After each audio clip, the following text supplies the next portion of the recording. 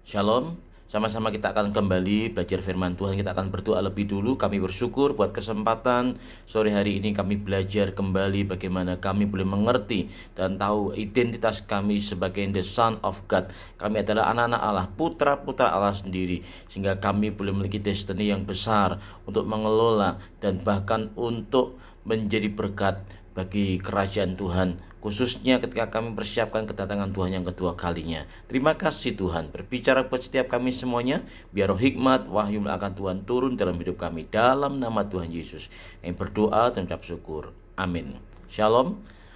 Kita akan sama-sama belajar kembali firman Tuhan yang kita tahu bahwa tahun 2022 adalah tahun kepenuhan Tuhan, the fullness of God. Seperti apa firman Tuhan katakan dalam Efesus pasal ketiga ayat 19, dan dapat mengenal kasih itu sekalipun ia melampaui segala pengetahuan. Aku berdoa supaya kamu dipenuhi di dalam seluruh kepenuhan Allah, sampai kita semua telah mencapai kesatuan iman dan pengetahuan yang benar tentang anak Allah, kedewasaan penuh dan tingkat pertumbuhan yang sesuai dengan kepenuhan Kristus, seperti yang dikatakan dalam Efesus 4 ayat yang ke-13. Saudara, kita tahu bahwa tahun ini adalah tahun kepenuhan Kristus. Seperti yang sudah saya sampaikan, bahwa lawan arti kata kepenuhan yaitu kekosongan. Bagaimana dengan hidup saudara dan saya hari-hari ini? Apakah semakin hari kita semakin dipenuhi oleh kasih Tuhan, dipenuhi oleh sifat Tuhan, dipenuhi oleh hadirat Tuhan, dipenuhi oleh kuasa Tuhan, sehingga kita menjadi sama serupa dengan Tuhan. Saudara, tahun 2022 tidak ada yang kebetulan, karena kita tahu sudah melewati pandemi dan tentunya ada banyak guncangan, banyak tantangan, banyak rintangan yang sampai hari ini kita belum selesaikan. Tapi kita harus percaya bahwa Tuhan berikan kepada kita sebuah keberanian. Tapi pada kenyataannya tidak sedikit anak-anak Tuhan tidak berani atau sebaliknya mengalami ketakutan hari-hari ini. Takut mati, takut beraktivitas, takut ketemu orang, sehingga akhirnya tidak mencapai destiny yang daripada Tuhan. Nah, bulan ini adalah bulan keberanian. Tidak ada satupun yang kebetulan. Tema kita adalah tema tentang keberanian. Sama seperti bangsa Indonesia, kita memperingati hari ulang tahun Republik Indonesia yang ke-77 tahun. Kita tahu bahwa ketika bangsa Indonesia, ketika mereka tidak berani melawan penjajah, tidak berani melawan Belanda, tidak berani melawan Inggris, atau tidak berani melawan bangsa-bangsa lain yang sempat menjajah, maka tidak akan pernah ada yang namanya kemerdekaan. Butuh yang namanya keberanian, butuh yang namanya tindakan, sehingga bangsa kita mengalami kemenangan. Dan hari ini kita merayakan kemenangan itu. Kita tahu bahwa itu semua karena ada sebuah keberanian. Kita tahu bahwa keberanian itu adalah lawan kata dari ketakutan. Dan ketakutan itu jelas bukan daripada Tuhan. Ketakutan itu sejak awal iblis ingin merusak, ingin menebarkan ketakutan. Bahkan sebelum dunia diciptakan, ketika Tuhan menciptakan Adam dan Hawa, iblis juga sudah memberikan ketakutan itu. Tapi tidak secara langsung, dengan sebuah tindakan, dengan sebuah rayuan, dengan sebuah bujukan, dengan sebuah tipu muslihat. Tapi ujungnya Adam dan Hawa akhirnya dia mengalami ketakutan. Saya mau sampaikan bahwa inilah sebetulnya yang hari-hari ini sedang ditebarkan oleh iblis, yaitu roh ketakutan.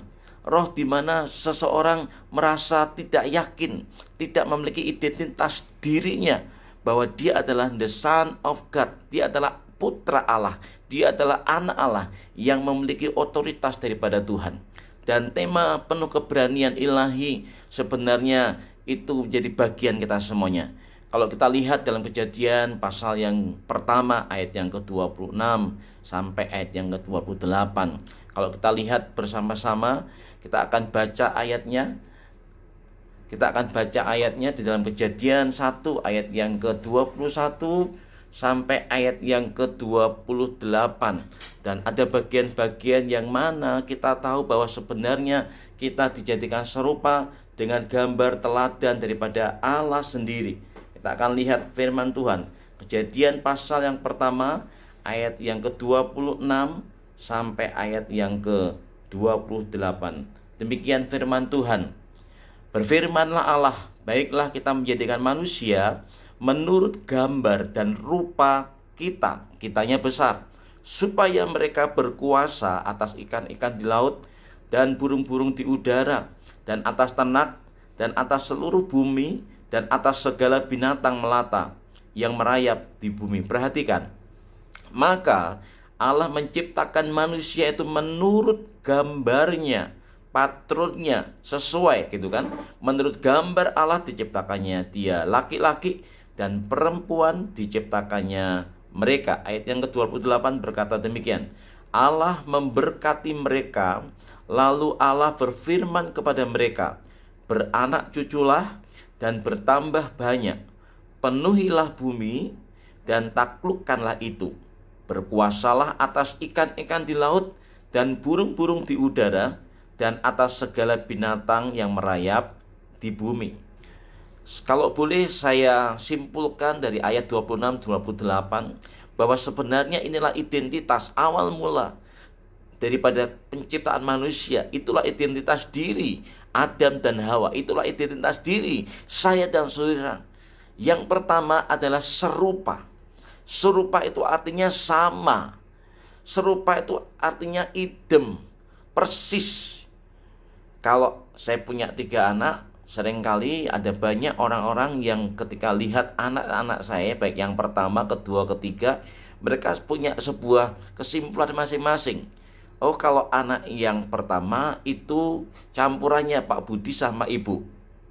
Anak yang kedua lebih condong ke Ibu. Anak yang ketiga, orang-orang selalu bilang ini fotokopinya Pak Budi. Saya mau berkata itu serupa, sama, mirip gitu kan. Punya model yang kurang lebih sama, termasuk juga sifat-sifatnya. Nah, saya dan saudara itu adalah serupa dengan Tuhan. Bahkan gambarannya Tuhan ada dalam gambaran diri kita. Saudara harus ketahui, ketika kita mengerti hal ini, ketika Tuhan menciptakan saya dan saudara, itu ada sebuah rencana yang paling baik, yang terbaik, yang sungguh amat baik. Kita menjadi sama dengan Tuhan. Tidak berhenti sampai di situ, tetapi Tuhan juga memberikan sebuah kuasa, katakan kuasa. Mereka berkuasa. Kuasa ini di dalamnya ada sebuah kepercayaan. Kalau saya mengangkat di lembaga sekolah, saya mempercayakan kepala sekolah, saya memberikan kuasa kepada kepala sekolah, berarti saya juga mempercayakan segala sesuatunya. Saya juga mengangkat guru-guru, berarti saya juga memberikan kuasa kepada guru-guru untuk mengajar. Saya juga mengangkat ketua KUL, ketua departemen, pengurus, bendahara. Itu artinya saya mempercayakan segala sesuatunya. Nah, Tuhan juga sama. Tuhan juga sudah memberikan kuasa kepercayaannya kepada kita semuanya. Untuk apa? Ketika Tuhan taruh kita di atas muka bumi ini, untuk mengelola. Katakan mengelola. Mengelola di dalamnya berarti ada sebuah tanggung jawab yang harus kita lakukan dan harus kita kerjakan. Arti tanggung jawab itu bukan hanya karena kita asal bapak senang, asal ibu senang, tapi sebuah tanggung jawab yang kita lakukan, yang kita kerjakan.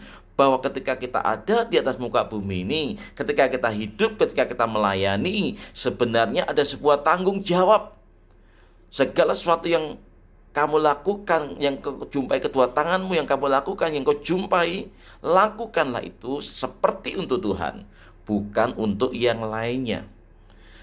Meskipun orang lain sebagai pemimpin, sebagai mentor, sebagai orang-orang di atas kita, ikut ambil bagian untuk mementoring, untuk mengarahkan, untuk memberitahukan. Tetapi saya mau beritahu, sebenarnya itulah yang juga pernah Tuhan percayakan kepada Adam dan Hawa untuk mengelola Taman Eden. Mereka memberikan nama gajah, memberikan nama singa, mereka memberikan nama burung merpati, mereka memberikan nama ular, mereka memberikan nama kecoa. Itu tugasnya Adam dan Hawa. Ya, tugasnya Adam dan Hawa. Diberikan kesempatan untuk berani ambil keputusan. Tetapi bukan keputusan yang sepihak. Dia harus bertanggung jawab. Buktinya bertanggung jawab apa? Kita tahu bahwa Tuhan memberikan kuasa atas semua tumbuh-tumbuhan, tanaman, burung yang ada di Taman Eden. Tetapi tanggung jawabnya, ada satu pohon pengetahuan baik dan jahat yang tidak boleh dimakan. Itu sebuah bentuk tanggung jawab.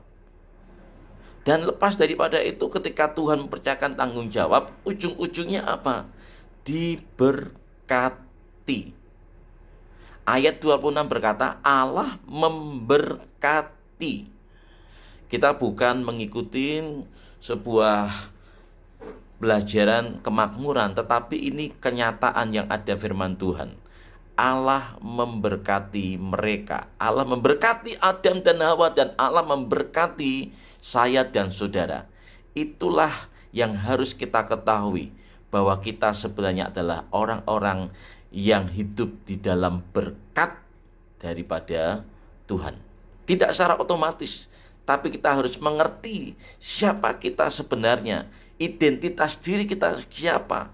Kalau kita mengerti tahapan-tahapannya, kemudian kita lakukan bagian kita, bertanggung jawab, mengelola, bisa dipercaya, maka berkat itu ada di atas kepala orang benar. Itu keinginan daripada Tuhan, itu identitas kita. Tetapi pada kenyataannya, Adam dan Hawa dalam Kejadian pasal yang ketiga, dia jatuh di dalam dosa. Kenapa? Karena iblis ingin merusak identitas manusia, ingin merusak identitas saya dan saudara. Iblis seringkali memutarbalikkan sebuah fakta. Iblis seringkali memutarbalikkan sebuah keadaan, sebuah realita. Dan ujung-ujungnya kita mengalami ketakutan. Kalau hari-hari ini banyak orang mengalami ketakutan, saya percaya di balik ini semua pekerjaan si jahat, si iblis. Membuat orang tidak berani ke gereja, padahal ketika mall itu buka, diskon, saleh-saleh, mereka lebih banyak berani. Pertanyaannya, kenapa mereka tidak berani ibadah? Kenapa mereka tidak berani melayani? Bahkan kenapa mereka tidak berani untuk mengutamakan Tuhan, beribadah, mencari kerajaan Allah dan kebenarannya? Semua akan Tuhan tambahkan. Tapi sebaliknya mereka berkata, next time aja, nanti saja. Saya mau berkata, itu tipu daya daripada si iblis. Dia memutarbalikkan sebuah keadaan. Kita akan sama-sama belajar dari Adam dan Hawa ini, bagaimana dia jatuh dan bagaimana akhirnya ketakutan itu mengelabuin mereka semuanya, dan mereka akhirnya keluar dari Taman Eden. Dalam Kejadian pasal yang ketiga ayat 1 sampai ayat 10 berkata demikian. Adapun ular ialah yang paling cerdik dari segala binatang di darat yang dijadikan oleh Tuhan Allah. Ular itu berkata kepada perempuan itu, tentulah Allah berfirman, semua pohon dalam taman ini jangan kamu makan, buahnya bukan. Lalu sahut perempuan itu kepada ular itu, buah pohon-pohonan dalam taman ini boleh kami makan.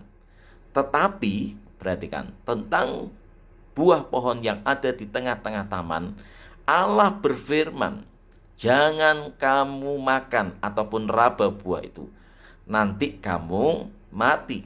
Ayat yang keempat, tetapi ular itu berkata, dia membalikkan sebuah fakta, realita kepada perempuan itu, sekali-kali kamu tidak akan mati. Perhatikan, Tuhan berkata kamu akan mati kalau kamu makan, tetapi iblis berkata sekali-kali kamu tidak akan mati.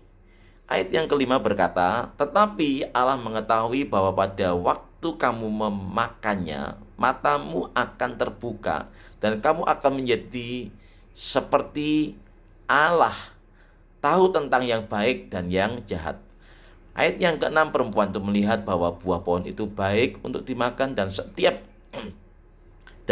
kelihatannya.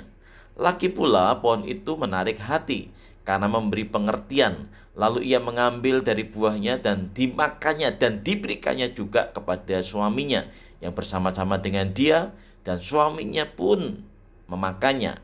Ayat 7, maka terbukalah mata mereka berdua dan mereka tahu bahwa mereka telanjang. Lalu mereka menyemat daun pohon ara dan membuat cawat. Ayat 8, ketika mereka mendengar bunyi langkah Tuhan Allah yang berjalan-jalan dalam taman itu pada waktu hari sejuk, bersembunyilah manusia dan istrinya itu terhadap Tuhan Allah di antara pohon-pohonan dalam taman. Tetapi Tuhan memanggil manusia itu dan berfirman kepadanya, di manakah engkau? Ia menjawab, ketika aku mendengar bahwa engkau ada dalam taman ini, aku, perhatikan, menjadi takut karena aku telanjang. Sebab itu aku bersembunyi. Saudara lihat dan perhatikan, iblis tidak selalu dia langsung memberikan roh ketakutan, tetapi dia yang pertama memutarbalikkan keadaan, kenyataan, realita yang ada diputarbalikkan. Sehingga ujungnya kalau kita tidak sadar identitas kita, maka akhirnya kita mengalami ketakutan. Dan ujungnya apa? Kita tidak lagi punya hubungan yang manis, yang indah dengan Tuhan. Dan kita tidak ada di dalam tamannya Tuhan. Seringkali kita dibawa ke sebuah identitas diri yang tidak sehat, sama seperti Adam dan Hawa. Seringkali kita memakai kacamata kita sendiri. Siapa kita? Saya seringkali dengar ada begitu banyak bahkan pelayan Tuhan berkata, saya jangan dibanding-bandingkan dengan yang lain. Saya pun juga sama, dulu juga pernah berkata seperti itu kepada pemimpin rohani saya. Kapasitas saya dengan kapasitas Bapak itu berbeda. Sekian waktu kemudian saya merenung-renungkan, ternyata keliru. Bahwa sebetulnya roh yang ada dalam diri Tuhan Yesus, roh yang sama juga ada dalam diri setiap orang percaya. Pertanyaannya, apakah kita mengerti identitas kita, bahkan kita tahu bahwa kita sebenarnya adalah the Son of God, anak Allah, putra Allah, atau tidak? Seringkali kita pakai kacamata kita sendiri untuk melihat siapa kita. Siapa kita? Ketika Adam dan Hawa digoda oleh iblis, kalau kamu makan, kamu akan mati. Dibalik, tidak. Justru sebaliknya, kalau kamu makan, kamu tidak akan mati. Seringkali iblis itu memutarbalikkan keadaan fakta yang ada. Kita seringkali berkata, ya saya itu tidak bisa, saya itu tidak mampu. Ya kan kamu kan tidak bisa, tidak mampu kan, ya sudah, tidak usah diterima pelayanan, tidak usah maju, tidak usah punya inisiatif, sudah diem aja, tenang, kan lebih enak, damai kan kamu tambahan, tidak ada musuhnya, tidak dimarahin. Itu sekali lagi saya mau berkata, itu identitas diri yang tidak sehat. Sekali lagi saya mau sampaikan, itu identitas diri yang tidak sehat. Itu membuat akhirnya ujung-ujungnya kita jatuh dalam dosa dan kita dikuasai oleh ketakutan. Sehat itu harus dijaga hari-hari ini. Kalau kita tidak dijaga, bisa sembuh apa enggak? Bisa sakit apa enggak? Bisa. Ada banyak orang yang terkena COVID, tapi ketika dia tidak menjaga prokes, dia tidak pakai masker, kemudian dia tidak cuci tangan, dia sembarangan bertemu dengan siapapun juga, apa yang terjadi? Sakit apa enggak? Sakit. Bisa sakit juga. Tapi ketika dia mulai menjaga, kemudian ketika dia mulai sembuh, kemudian juga dia mulai beraktivitas. Tapi kalau dia tidak menjaga lagi prokes, bisa sakit apa enggak? Bisa terkena apa enggak? Bisa. Sebab itu kesehatan itu perlu dijaga. Sama, identitas diri kita yang sehat itu perlu dijaga. Perlu dijaga. Kalau dulu kita mengenai perjumpaan pribadi dengan Tuhan, kita tahu bahwa destiny kita menjadi kepala bukan ekor, tetap naik bukan turun. Dalam perjalanan ini ketika kita tidak menjaga hati kita, tidak berhati-hati dengan diri kita, saya mau berkata, waspada. Hati kita bisa sakit. Hati kita bisa identitas diri kita bisa sakit dan tidak sehat. Dan itu membuat destiny kita tertunda, terhambat. Elia yang gagah perkasa, setelah dia melawan nabi-nabi Baal, dia mendatangkan kuasa dari langit, dan kemudian api Tuhan turun membakar korban persembahan. Tidak berapa lama ketika dia mendengar bahwa Isabel akan membunuh dia, apa yang terjadi? Identitas dirinya tidak sehat. Dia tidak berjaga-jaga, Nabi Elia. Dia kepingin mati, dia putus asa, dia tidak punya pengharapan lagi. Saya mau bacakan dalam 1 Raja-Raja 19 ayat yang keempat. Tetapi ia sendiri masuk ke padang gurun sehari perjalanan jauhnya, lalu duduk di bawah sebuah pohon arar. Kemudian, perhatikan. Kemudian ia ingin mati. Katanya, cukuplah itu, sekarang ya Tuhan, ambillah nyawaku, sebab aku ini tidak lebih baik daripada nenek moyangku. Ada banyak hamba Tuhan, ada banyak nabi Allah, ada banyak pelayan Tuhan, ada banyak orang-orang yang dulunya dipakai Tuhan, tetapi ketika dia tidak menjaga identitas dirinya, ujung-ujungnya dia putus asa dan berkata, sudah aku taruh aja pelayanan ini, aku mau mengundurkan diri. Saya mau berkata, identitas diri Anda sedang tidak sehat. Sedang tidak sehat. Elia tidak mempercayai destininya. Di dalam 1 Raja-Raja pasal 19 ayat 9 sampai 10 berkata demikian, di sana masuklah ia ke dalam sebuah gua dan bermalam di situ. Maka firman Tuhan datang kepadanya demikian, apakah kerjamu di sini, hai Elia? Jawabnya, aku bekerja segiat-giatnya bagi Tuhan Allah semesta alam. Karena orang Israel meninggalkan perjanjianmu, meruntuhkan mezbah-mezbahmu dan membunuh-munduh nabi-nabimu dengan pedang. Hanya aku seorang dirilah yang masih hidup dan mereka ingin mencabut nyawaku. Saya mau berkata, ada banyak orang sebetulnya identitasnya sedang sakit. Ketika ditanya, kenapa enggak pelayanan? Oh, enggak apa-apa kok. Ya, cuman calling down dulu. Kenapa enggak aktif seperti dulu, enggak ibadah? Ya, enggak apa-apa, ya ngurangin aja, ketemu sama orang supaya tidak banyak bentrokan, gesekan. Saya mau berkata sebenarnya jujurlah dalam diri kita sendiri bahwa kita sedang rusak identitas diri kita. Rusak, tidak sehat. Tidak sehat. Sebagai hamba Tuhan, sebagai pelayan Tuhan, mari sama-sama kita ngakui kalau identitas diri kita ini sedang tidak sehat. Datang kepada Tuhan dan berkata, Tuhan, sembuhkan identitasku, sembuhkan aku Tuhan. Maka saya yakin dan percaya ketika kita sadar, maka kita akan diterima apa adanya oleh Tuhan. Sama seperti anak bungsu yang terhilang. Anak bungsu yang terhilang juga tidak menyadari bahwa dia memiliki identitas diri sebagai anak bapak. Apa yang terjadi dalam Lukas pasal 15 19? Aku tidak layak lagi disebutkan anak bapak. Jadikanlah aku sebagai salah seorang upahan bapak. Nggak ngerti. Dia ini adalah ahli waris. Dia ini adalah putra, anak dari bapaknya.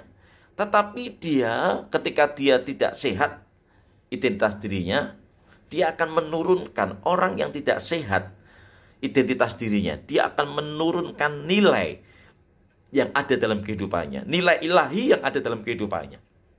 Perhatikan, apa kata anak bungsunya? Aku tidak layak disebut anak bapak. Ada banyak anak-anak Tuhan yang berkata, aku tidak layak melayani, aku tidak layak untuk bekerja, aku tidak layak jadi suami yang baik, tidak layak jadi istri yang baik, jadi orang tua yang baik. Perhatikan, tanpa disadari identitas kita sedang tidak sehat dan menurunkan nilai. Mari sama-sama periksa hati kita. Dan seringkali bukan hanya menurunkan nilai, tetapi merendahkan standar hidup. Anak bungsu tadi berkata, jadikanlah aku sebagai salah seorang upahan bapak. Dari anak turun jadi budak, jadi orang upahan, bekerja. Anak itu harusnya ahli waris. Anak itu adalah secara legalitasnya dia berhak menerima semua yang dimiliki ayahnya, dimiliki oleh orang tuanya, turun kepada dia.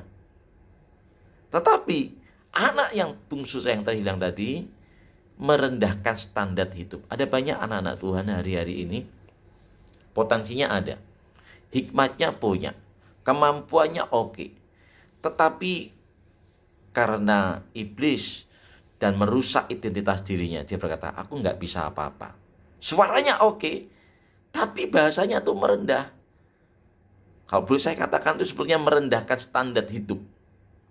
Saya selalu berkata kepada pelayan Tuhan, ayo perbesar kapasitas, belajar, banyak berdoa, nyembah Tuhan, terus perbesar, perbesar. Saya percaya saudara, ketika kita membuka hati kita mau belajar, kita mau dididik, mau disiapkan, mau diarahkan, mau dibentuk, saya percaya saudara, kita akan segera cepat untuk mengalami destiny kita. Bukan sebaliknya, tertunda destiny kita. Kenapa? Satu, karena kita menurunkan nilai. Yang kedua, merendahkan standar hidup. Oleh sebab itu, orang yang baru percaya, juga setiap kita semuanya, harus dipulihkan hari-hari ini identitas diri kita. Apakah identitas diri kita sehat atau sebaliknya sedang sakit? Kenapa? Identitas itu akan mempengaruhi perjalanan destiny kita. Sebab dengan identitas kita yang sehat, maka kita dengan leluasa kita bisa melakukan pekerjaan destiny itu dengan sukacita, dengan senang. Tapi sebaliknya ketika identitas diri kita sedang rusak, tidak sehat, ketika kita diberi pelayanan, kita diberi kesempatan untuk maju, kita berkata, ndaklah, biar yang lain dulu. Saya mau berkata, itu sebetulnya sebuah bahasa yang menipu diri kita sendiri dan membuat destiny kita tertunda. Mari sama-sama, biar setiap kita punya pengertian, punya kemauan, bahwa kita tahu bahwa Bapa yang di surga tidak mau kita punya mimpi yang kecil, tapi punya mimpi yang besar. Seperti yang setiap kali kita terima, jadi kepala bukan ekor, tetap naik bukan turun. Dan kita tahu bahwa itu butuh yang namanya keberanian. Keberanian untuk mimpi yang besar. Keberanian untuk menjadi kepala. Keberanian untuk yang menjadi yang terbaik. Keberanian untuk melayani secara totalitas. Dan itu butuh yang namanya keberanian. Diawali dari sebuah identitas diri yang sehat. Mari sama-sama miliki mimpi yang besar. Rencana yang Tuhan percayakan dalam hidup kita semua adalah besar, bukan kecil. Tetapi the dream of big, mimpi yang besar. Karena Tuhan sudah memberikan destiny kita, Kejadian 1 ayat 26 sampai 28. Untuk mengelola, dipercaya, diberi tanggung jawab, berkuasa. Dan itu jadi bagian kita semuanya. Mari sama-sama kita mau berdoa, membuka kedua tanganmu. Kuralapa takaralapa syakatakara takarara takaralapa pakaralapa syakataka. Kuralapa pakaralapa syakatakara pakaralapa syakatakara takara. Mari berbahasa roh. Kuralapa syakatakanaralapa pakaralapa takanaralapa syakatakara takaralapa paka. Kuralapa takanaralapa syakatakara takanaralapa syakatakara pakaralapa takataka. Tuhan, Engkau lihat setiap pelayan-pelayanmu yang ada, setiap anak-anak Tuhan dimanapun berada, yang hari ini mereka sadar bahwa identitas dirinya sedang tidak sehat. Tuhan, sama seperti anak bungsu yang terhilang, ketika dia sadar bahwa dia adalah anak Bapak, bahwa dia adalah ahli waris, ketika dia sadar dan dia tahu bahwa dia adalah anak, maka dia kembali. Dia kembali. Demikian juga ketika kami sadar, kami terima firman bahwa kami adalah anak Allah, kami adalah the son of God, putra Allah. Kami sadar bahwa ada otoritas Tuhan ada dalam hidup kami. Ampuni semua yang saat ini salah, yang keliru, identitas diri kami yang tidak sehat. Hamba berdoa, taruh kedua tanganmu di dada, di dalam nama Tuhan Yesus, semua luka, semua kekecewaan, kemarahan, Di dalam nama Tuhan Yesus, semua kesalahpahaman yang membuat identitas diri kami rusak, di dalam nama Tuhan Yesus disembuhkan dalam nama Tuhan Yesus, sehingga kami memiliki identitas yang sehat karena kami adalah anak Allah, putra Allah, the son of God. Jadi bagian kami, biar kami boleh menjalani hari-hari ke depan, melayani Tuhan dengan kapasitas yang besar, bahkan berlari kepada panggilan surgawi, mengarahkan mata kami, pandangan kami ke depan. Terima kasih Tuhan, sehingga kami tidak selalu diribetin dengan masalah-masalah yang kecil, tetapi kami berlari mencapai destiny kami. Hamba berdoa dari tempat ini di dalam nama Tuhan Yesus, berikan mimpi yang besar turun dalam kehidupan umat-Mu, dalam setiap pelayan-pelayan-Mu, demi nama Tuhan Yesus. Terima kasih Tuhan, kami terima dengan iman, dan Tuhan yang berperang ganti kami, Tuhan yang sudah menyelesaikan, dan Tuhan berikan destiny yang besar, yang ajaib dalam hidup kami. Terima kasih Tuhan, dalam nama Tuhan Yesus. Mari Bapak Ibu kasih Tuhan, angkat kedua tanganmu dan terima berkat kasih daripada Allah Bapa, anugerah dalam Tuhan Yesus Kristus akan bersama dengan Roh Kudus, limpah dengan karunia, kuasa, damai, sejahtera, kesukaan pimpinan Tuhan Roh Kudus turun menyertai hidup saudara semuanya. Sore hari ini, malam hari ini, sampai Maranatha. Diberkati keluargamu, diberkati pelayananmu, diberkati kesehatanmu, masa depan tata rencanamu, apapun yang kau kerjakan, kau sentuh, dibuat Tuhan jadi berhasil. Tuhan yang terus mengangkat jadi kepala bukan ekor, tetap naik bukan turun. Ketika identitas dirimu sehat, tidak ada tuduhan, tidak ada dakwaan, karena Tuhan memberikan shalom, damai sejahtera dalam hati dan pikiranmu. Yang percaya semua berkata amin, dalam nama Tuhan Yesus. Salam destiny. Tuhan berkati Bapak Ibu semuanya, saudara kasih Tuhan, baik yang ada di ibadah doa malam atau dimanapun berada. Salam destiny.